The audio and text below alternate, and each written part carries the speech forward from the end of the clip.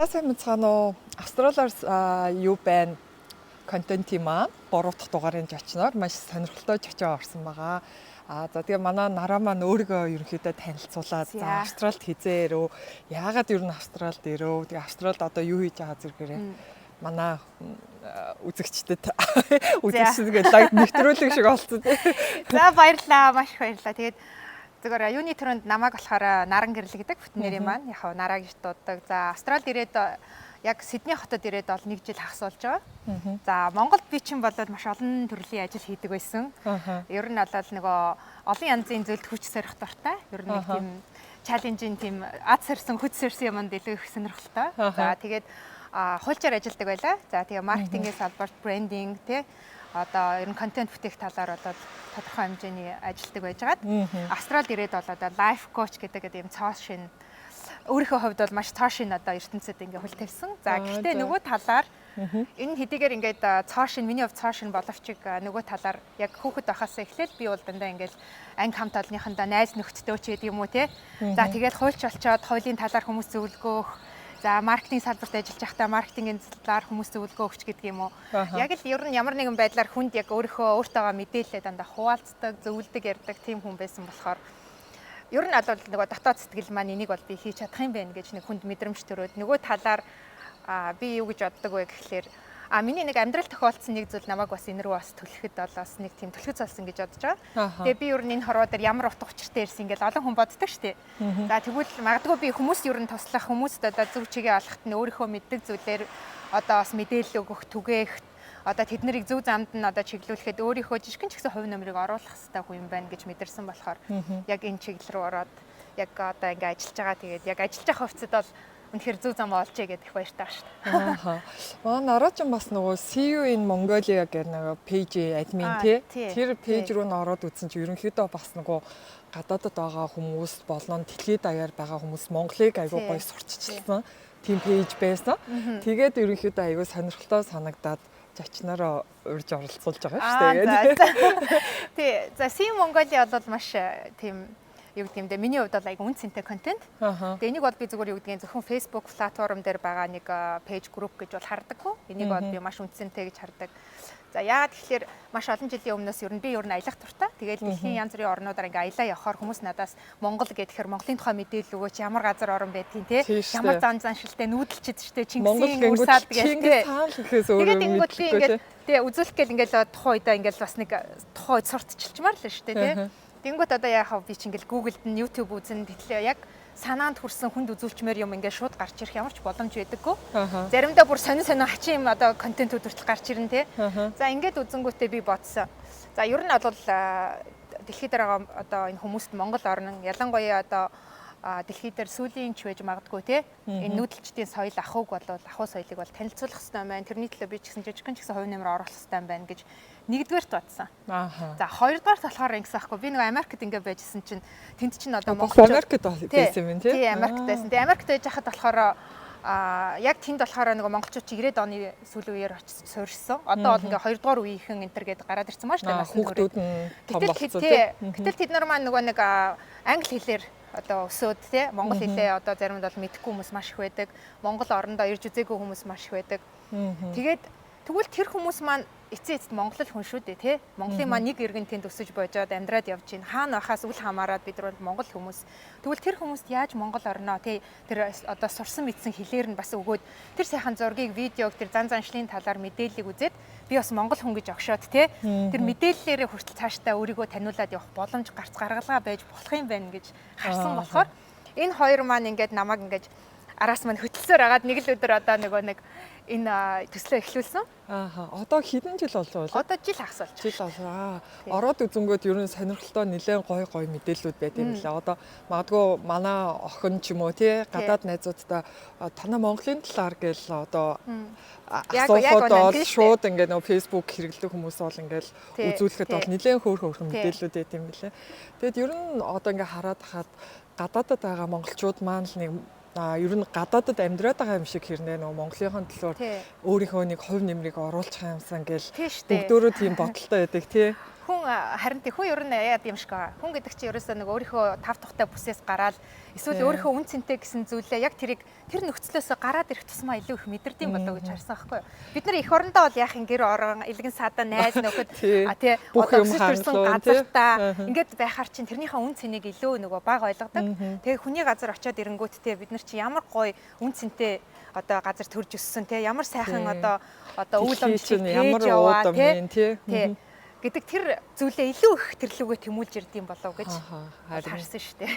Тийм болохоор магадгүй тийм юм илүү хийдэг байх. Тэгээд нараач одоо хуульч байж байгаад лайф коуч гэдэг одоо монголоор орчуулвал амьдралын дасгалжуулагч гэж орчуулдаг. Тий ягаад бүр ингээд шал өөр мэрэгжил рүү хальтраад орчихв. Тий. Энэ яг хөө ер нь бол хуульч ч гэсэн тий хүний амьдралд хуулийн талаас нь тий одоо зөвлөдөг, тусалдаг, одоо дэм үзүүлдэг л мэрэгжил шүү дээ. Ялангуяа өмгөөлөгч одоо тийм хуулийн зөвлөгөө өгдөг хүний хувьд. Лайф коуч гэдэг нь ч гэсэндээ ялгаагүй би бас хүний амьдралд яг тий хэрэгтэй шаардлагатай юмыг нь өөрийнхөө мэрэгжлийн онцлогийн дагуу хүргэж байгаа нэг бас л нэг одоо өөр төрлийн үйлчилгээ тий. Гэхдээ яг Монгол руу орчуулагтахаар амьдралын дасгалжуулагч гэж орчуулад ирэхээр бас хүмүүс сонсогдсон. Одоо бодлоо тий зарим хүмүүс болоод ингэж хүлээж авч исэн хүмүүс бол байна. Миний бүр дотны найз хүртэл надад анх амьдралын дасгалжуулагчаа тэгээд одоо хүнээр амьдралаа заалгадаг хүн гэж арга юу гэд юм бэ ингэж ярьжсэн бол одоо бүр тэ найз нөхдөдтэй хүртэл ингээд тэ миний найз юм байгаа шүү та нарт баг өстой лайф коуч хэрэгтэй юм байна гэж зөвлөсөн тэ ягаад тэгэхээр амьдралын дасгалжуулагч буюу лайф коуч гэдэг мэрэгжил бол маш их өөр мэрэгжил л дээ. Юу гэхээр хүнд ерөөсөө хүний амьдралыг яаж амьдрахыг бол ер нь заадаггүй. Хүнд амьдрал заанч гэж байх вэ? Бид нар тэр хүний гутлыг өмсөд амьдраагүйгээс хойш те хүнд амьдралын заана гэдэг бол утгагүй. Гэхдээ заримдаа хүн гэдэг амьтан чинь яг л нөгөө монголчуудын нэг үг гэдэг штэ нөгөө хүн хэдий сайн ч хэлхээс нааш цаас хэдийн нэмгэн чичхээс нааш гэж нэг үг байдаг те. Яг тэр шиг хүн заримдаа өөрийнхөө орчныг өөрийнхөө юу хүсэж байгааг хинбэ гэдгээ хүртэл нөгөө анзаарч мэдэх бүр боломжгүй байдалтай орчлоо амьдсан байдаг чадвар өндөртэй болохоор те. Тэгээд эрэнгүүт хүн нэг л биш вэ гэдэг мэдрэмж аваад идэг хэрнээ тэрийг яаж өөрчлөх вэ тэрнээс яаж гарах уу гэдгээ бас одоо тэр болгон хүн өөрөө олоод авч чаддгүй. Яг энэ тохиолдолд бол лайф коуч гэдэг хүн нэгсэндээ тантай ярилцах замаар одоо өөрөөс чинь өөрөөр нь олуулах тийм одоо техникийг эзэмшсэн хүмүүс байдаг гэсэн үг. Нараач саяхан нэг сургалтанд явж авах шиг лээ тийм Монголын Сидней дээр зарна байсан. Би тэгтээ бүртгүүлэх гээд хоцрох шиг болсон. Тэр сургалтанд одоо ер нь яг зөвхөн Австралид байгаа хүмүүс орж гэнэ үү? Ер нь онлайнаар болохоор ханаас ч холбогдох боломжтой бах тий. Одоо ч нас них гоё юм байна штэ. Дэлхийн ертөнц чинь одоо нэг онлайн болсон. Одоо заавал физикли хаа нэг газар байх шаардлагагүйгээр тий хаач юу ч олж мэдэх тийм гоё боломжтой иргэн цаг үед бид нар амьдарч байгаа. Ковидын үед бас өөрийгөө хөгжүүлэх нэг боломж гэж харж болж байгаа тий. Одоо миний сургалтанд болохоор яг Монголоос, Солонгосоос, Австралиас гэдэг юм 3 газраас одоо хүмүүс оролцож байгаа. За тэгээд яг нэр нь болохоор яг өөрийгөө танихаас өөрчлөлт эхэлдэг гэж. Хүн ер нь одоо би нэг үгийг айгүй хэлмээр байдаг байхгүй юу. Эцсийн эцэст хүн бид нар хорвоо дэлхийг өөрчлөх гээл бухимдал амьдардаг те энэч таалагдахгүй тэрийг ч өөрчилчмөр гэтэл үн чанар дээр маш олон тохиолдолд өөрийгөө л өөрчилснөөр маш олон өөрчлөлтүүдийг олж авах боломж хүнд байдаг юм байна. Тэр боломжийг би хүмүүст хэлж өгмөр байна, таниулмаар байна гэдэг сургалт маань эхлээд одоо яг дуусах гэж байна. За тэгээд сурагчд маань маш их одоо юу гэдгийг өөртөө ихтэй болж байгаа тий өөрөөсөө илүү аж аргалыг одоо юу гэдгийг холоо сайхаргүй юм байна. Өөрөөсөө хайх хэрэгтэй юм байна. Өөрийнхөө нөөц болцоог мэдэрч эхэлж байгаа. Ер нь бол аж аргал гэдэг хажууд чинь хаалга тогшоол ээж идэм бэ. Тэрийг онгоолгоод өгөх тийм чадвартай, мэдрэмжтэй байх хэрэгтэй юм байна гэдэг ойлголтуудыг аваад гоё юм би. Маш гоё байгаа. Тэгээд зогсохгүй зөвхөн сургалт гэдэг бол одоо миний хэлж ярьж байгааг сонсоод одоо явхаасаа гадна тэр хүмүүс бас бие бинийгээ найз нөхдөд олоод тий одоо нэгсэндээ сэтгэлгээний хувьд одоо ижлэхэн хүмүүс бие бинийг олж нөхөрлж байгаа тийм процесс явагдаж байгаад би бас хамгийн баяртай байна. Тий, ялангуяа гадаад байгаа хүмүүс чинь бас нөгөө найз нөхдөөсөө хоол ер нь бас зарим үед нэг ганцаарх тохиол гардаг шүү дээ тий. Энэ бол айгу нийтлэг тий.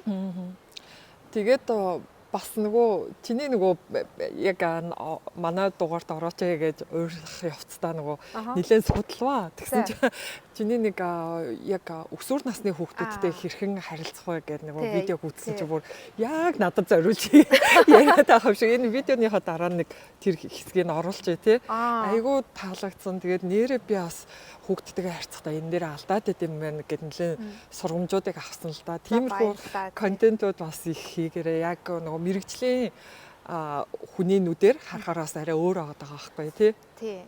Одоо зүгээр нэг юм байдаг штэ. Хүн яг заримдаа юмыг яг мэдээд байгаа юм шиг тий. Боловч яг үнэн чанар дээр яг ямар ухраас яагаад энийг би яаж хийх ёстой гэдэг тийм жижиг деталуудыг хайснаар нэгсэндээ тэр үйлдэл нь буруу болоод байдаг. Одоо чиний ярьсан тэр нэг видео штэ. Тэрэн дээр болохоор би хүүхдтэйгээ ярилцсан гэдэг нь яг юу хэлдэг вэ гэж. Би хүмүүсээс одоо надтай одоо нэг хуваараа үйлчлүүлдэг хүмүүс байгаа хгүй хувийн коучинг авдаг. Тэр хүмүүстэйгээ ингээл ялангуяа хүүхдүүдийн талаар коуч авахстай хүмүүстэй ярихаар би хүүхдтэй ярилцдаг штэ ярьдаг штэ гэдэг байхгүй. Яг ярилцсан гэдэг нь яадаг вэ гэхээр нөгөө одоо энэ чинь нөгөө small talk гэж ярьдаг. Зүгээр чи яаж ийн цагаагаар яаж ийн хичээл чинь дайжгүй юу? Дүн чинь яаж ийн эцэн уусна уу? Гадаа хүтэн байна уу? Дааруу барив гэдэг бол яг үнэндээ тэр жижигхэн ярианууд. Энэ бол хүн ажлын газрынхаа үнтэй ч ярьдаг яриа, хинтэй ч ярьдаг яриа тий. Гэтэл чин сэтгэлийн хүүхдтэйгээ ярьдаг яриа гэдэг бол маш өөр дотоод сэтгэлээ уудалсан юм байдаг. А нөгөө талаар ээж аав бид нар нөгөө өөрсдөө хүүхдүүдтэй өөрийгөө хинбэ гэдгийг юу хүсэж мөрөөддөг. Ер нь би хувь хүнийхээ хувьд хинбэ гэдгээ илэрхийлж ярихгүй байж хүүхдээсээ дотоод сэтгэлийн одоо хайгаад идэг байхгүй юу. Гэтэл нөгөө өгжиж аавна гэсэн нэг зарчим байна шүү дээ. Ядаж нөгөө эрэг дээр байгаа сарвагчингаас бананы намаар байвал чи ядаж чулуу шидгээд байгаа шүү дээ. Тэнгүү чам руу банан шиднэ гэж. Яг тэр шиг бид нар бас өөрсдөө нээлттэй байж тий өөрийгөө илэрхийлж ийж хүүхдүүд биднэрт өөрийгөө нээж хэлдэг. Гэтэл эцэг их маань энийг ерөөсөө ойлгохгүй байгаа. Тэгээд нөгөө харьцаж байгаа нөгөө ярилцаж байгаа хэлбэр нь буруу байна гэдгийг бас ойлгохгүй. Тэгээд тэр тал дээр бол маш олон хүмүүс надад мессеж өгсөн. Яг тийм. Бас хаяада манай нөхөр бит хоёр ярьдаг байхгүй. Би ч нөгөө нэг хаяа жоохон хөвгттэй байхаар ингээл жоохон бачуураал юм. Чи өөрөө дотроо бодцоод ингээд уураа бит хоёрт гаргаад авах юм аа. Үнэ шүү дээ. Тэнгүүтэл болохгүй байх, бүтэхгүй байх гэ. Тэгэхээр ерөөсөө ярилцсан гэдэг чинь ялангуяа одоо ингээд нөгөө ковидтай ингээд нөгөө нийгмийн харилцаанд орох нь хумигдаад ирэхээр бүр илүү ингээд нөгөө гэрээхтэй ярилцах асуудал айгүй чухал юм бэл тээ. Маш чухал шүү дээ. Одоо барыг зарим нь олоор нь би ингэж удаан хугацаанд яг ингээд хамтдаа байгаа л тий өдөр шөнөгүй хамтдаа байгаа л яг иймэрхүү байдлаар ярилцж ирсэн үү гэж бодоод үзэхээр магадгүй тийм цаг маш бага байдаг тий.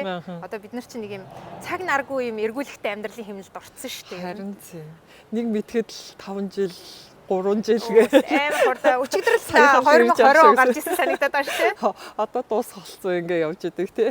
Тийм шүү дээ. Ингээд олон хүмүүстэй ярилцаад олон хүмүүсийн бас урам зориг өөртөө итгэх итгэлийн ингэж нэмж өгөх ийм гоё лайф коучийн ажил хийж байгаа.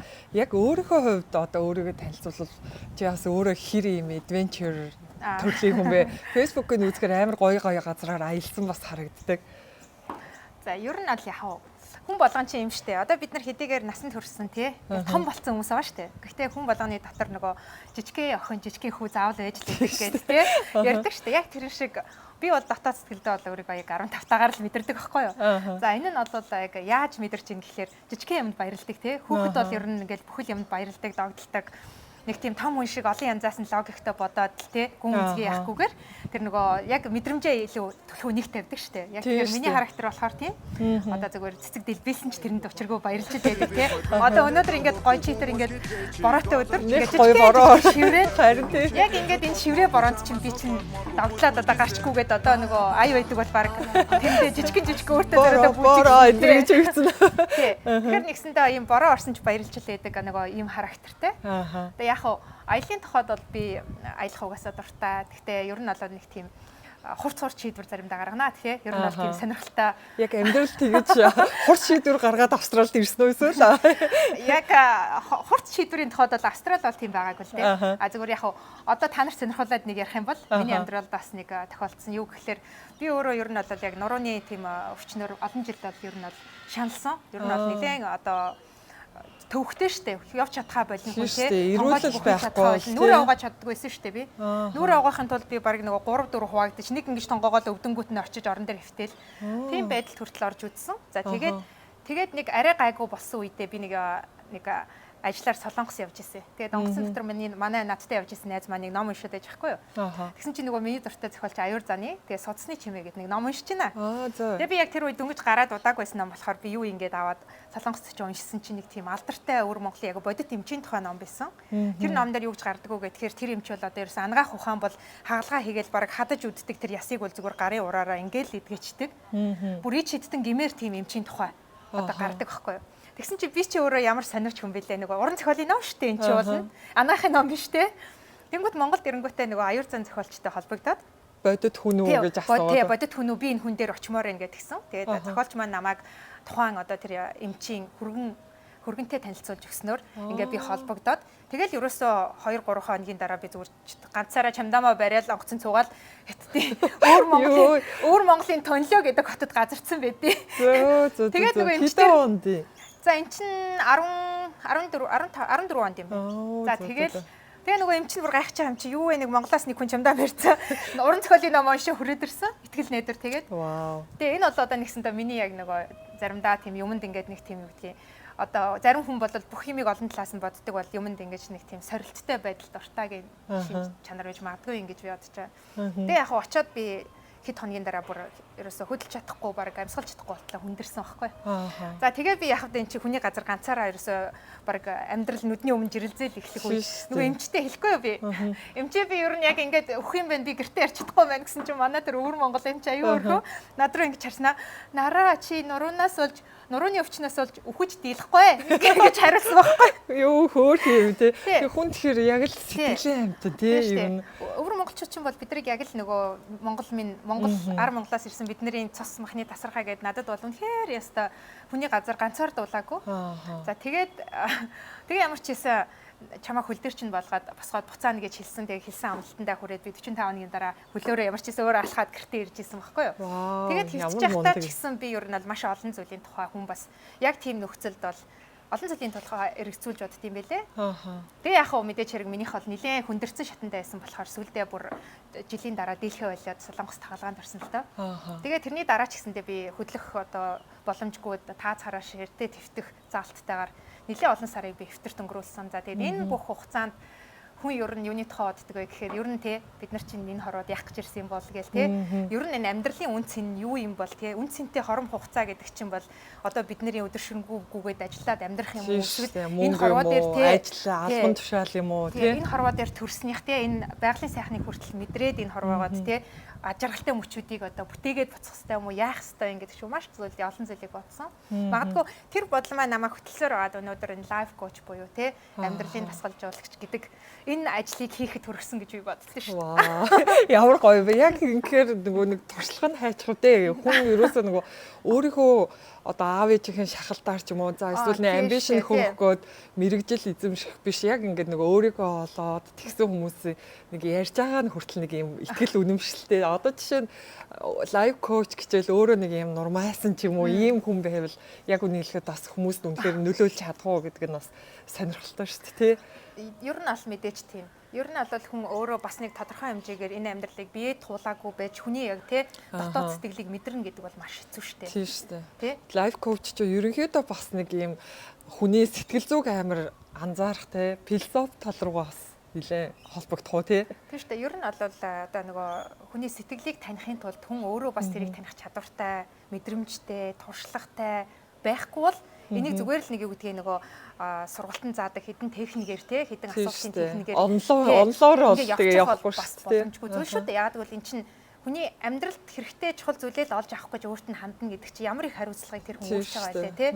Тэгэхээр энэ бол одоо бас нэг тийм хүний нөгөө сэтгэл зүрхний угаасаа юм дуудлагаар хийдэг ажил юм болол ойлгоод байна. Йоо шууд мэрэгчлээ солимоор санагдчихлаа.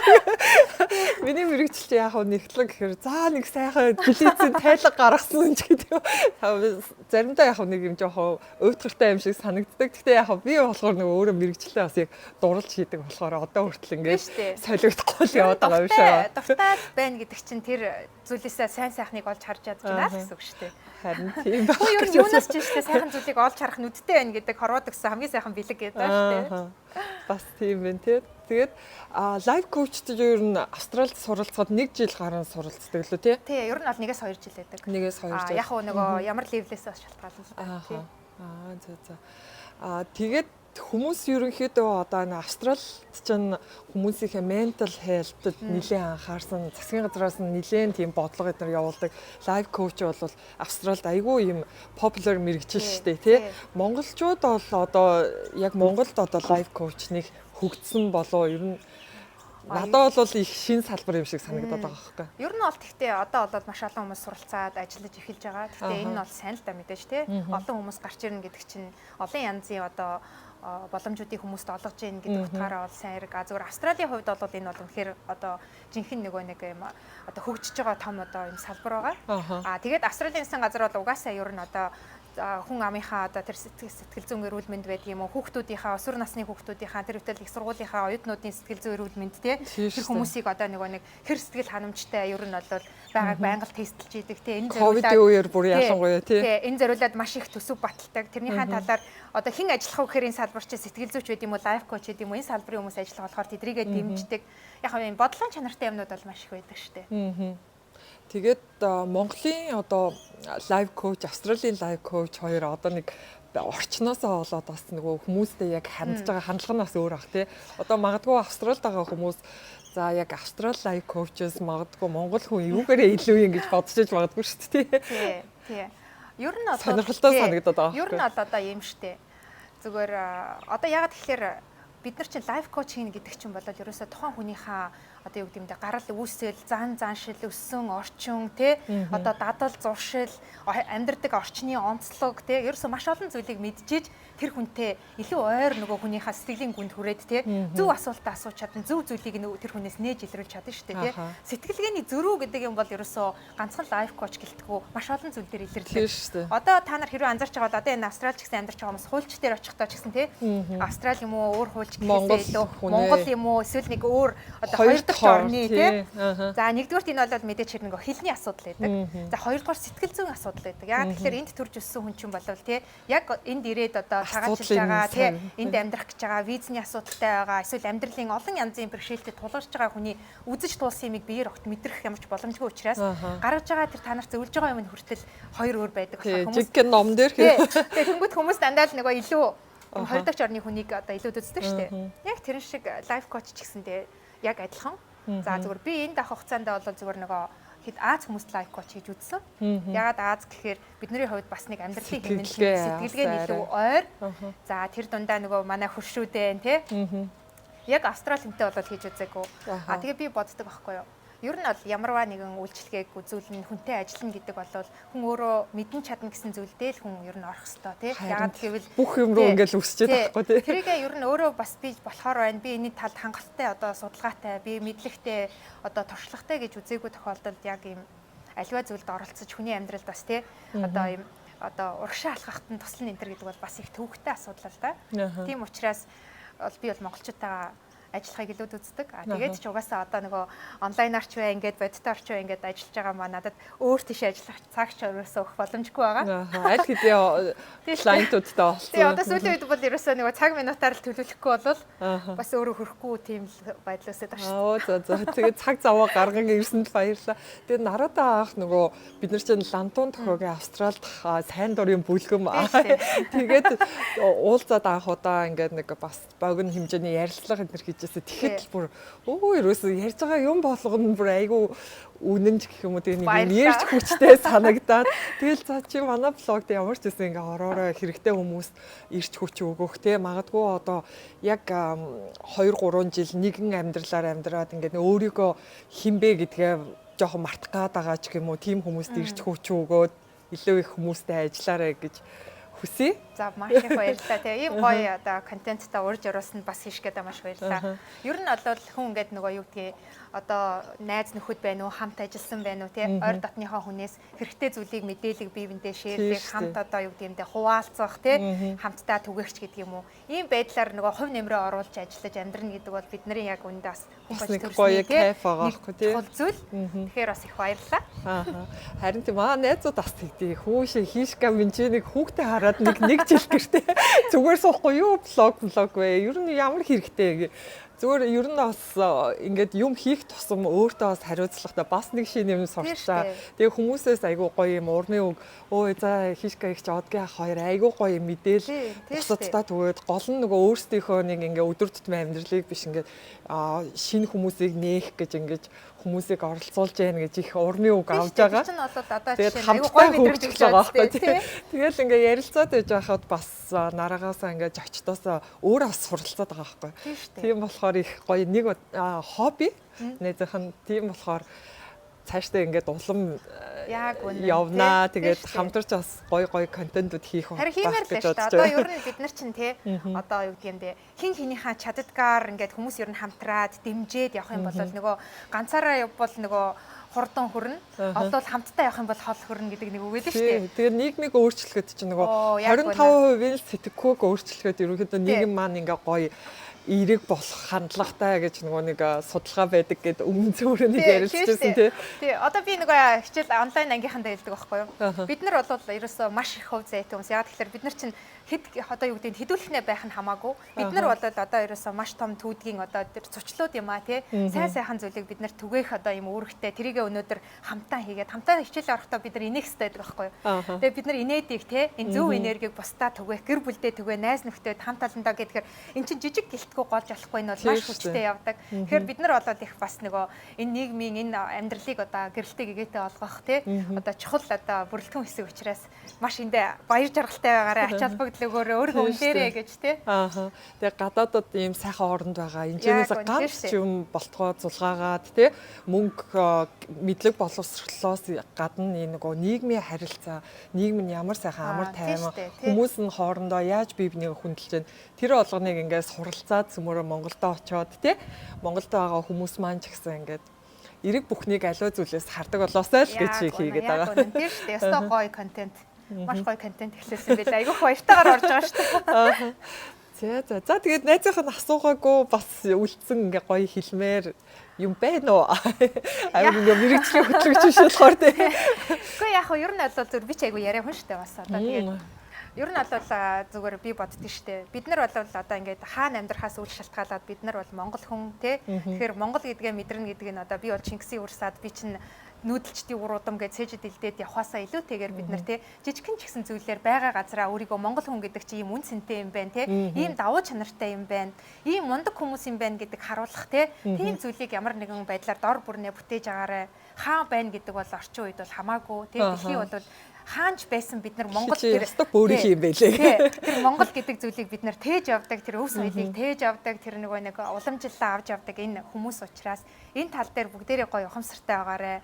Тэгээд ер нь бол тэрнээс гадна хайрыг бол түгэж агаарэ. Амьдралын хамгийн үн цэнтэй юм бол хайр л байдаг. Өөр бол тий хүн юугаар дутгахөөр хайраар дутдаг байхгүй юу? Тэгэхээр би биэндээ ерөөсөө хайр түгэж агаарэ. Бити энийг харамлж агаарэ.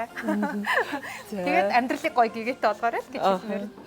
За маш их баярлалаа. Ингээд лайв коуч мэрэгчлэрээ ингээд бусдаа бас хайр түгэж байгаа л гэсэн үг шүү дээ тий. Тэгээд найздаа улам их амжилтыг хүсье. Баярлалаа. Та хоёр ч гэсэн өстой гоё энэ контент манаас маш олон хүмүүсийг танилцуулаасай. Маш олон одоо нөгөө нэгдэггүй эрдэнэ сууд гэж ярьдэн шүү дээ. Тэрийг бас бусдад танилцуулаа. Дээр нөгөө тэр хүмүүсийн бусдад хүргэх тэр гоё мессежийг түгээгээд ингээд энэ олон зүйлийг амжуулаарай тий бүтээгээрэй гэж хэлье да. За баярлалаа. Дараагийн дугаараар уулзъя. Bye.